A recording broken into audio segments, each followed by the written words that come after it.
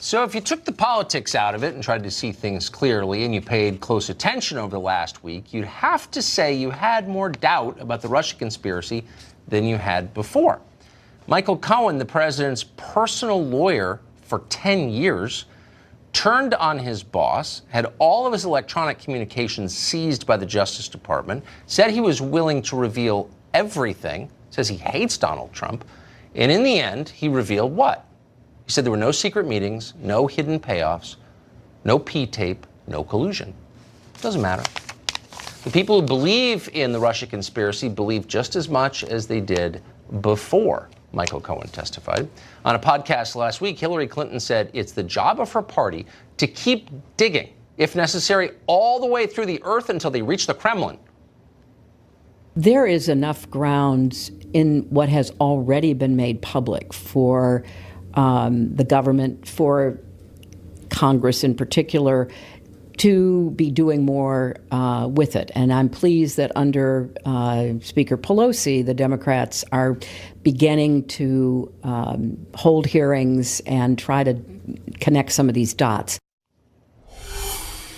Michael Tracey is an independent journalist, and he joins us tonight. Michael Tracey, thanks very much for coming on. Have we reached the point where maybe it's not possible, metaphysically impossible, to prove that the Russia conspiracy isn't real? Well, I think it's most instructive to look at what leading Democrats who have been leading the charge on this collusion narrative from the outset are now saying. They're totally changing their tune. Gerald Nadler, for example, who would lead impeachment proceedings against President Trump were it to come to that, has now been saying that he reserves the right to disagree with Robert Mueller's final report.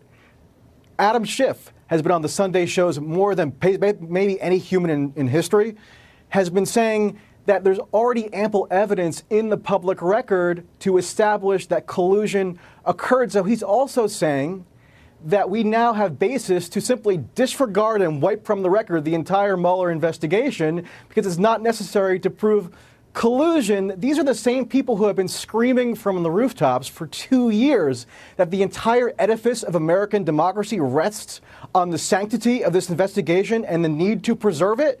And now they're saying that it's, just doesn't particularly matter. It's almost a remarkable about face. But because the media is so blinkered by their, Trump fixation, they're not totally cognizant of it. And I think your exchange with Ben Smith was actually illustrative of that as well. I was watching that with my jaw on the floor. You refer to BuzzFeed as a cat blog run by depressed Brooklynites, which is funny and true in a lot of ways. But they actually do occasionally produce what could be described as legitimate journalistic work. Sure, they do. They do. I agree with that. Yes. But what Ben Smith is doing, and I have actually respect for Ben Smith, and I think he actually, demonstrates some integrity by appearing on your show. And yes, I agree with that as well. But what he and his, functionaries are doing at this point, by jumping through hoop after ludicrous hoop to rationalize why that story, which has now been so obviously undermined, is actually legitimate, they're taking away from the good work that some people within the BuzzFeed orbit are doing because they're automatically being associated and tarnished by association with this BuzzFeed story. I'll just give you another example of why none of this adds up. Jason Leopold, who is one of the co-authors of the initial story, appeared on MSNBC within hours of the story first breaking. Remember, when the story broke, it caused this, completely hysterical meltdown with every TV anchor screaming boom, bombshell like toddlers. Oh, yeah. But so to capitalize on that, elation, Jason Leopold went on MSNBC and said that he had seen documents that corroborated the central contention of the story, which is that Michael Cohen was directed by Trump to lie to Congress, which, as you mentioned, would be a felony. That's why people were flipping out. Members of Congress were calling for impeachment proceedings to begin right away.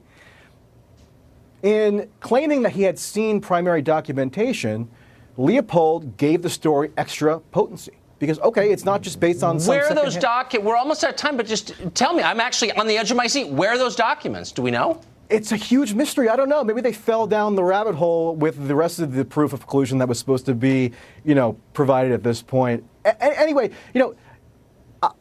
President Trump, when he calls the media fake news, he's often overwrought and he often exaggerates. Yes. But He's giving ammunition, but BuzzFeed and others are giving President Trump ammunition to make those claims when they so stubbornly and obstinately stick by a story which, by any plain reading, has been flatly contradicted. Just admit it. Exactly.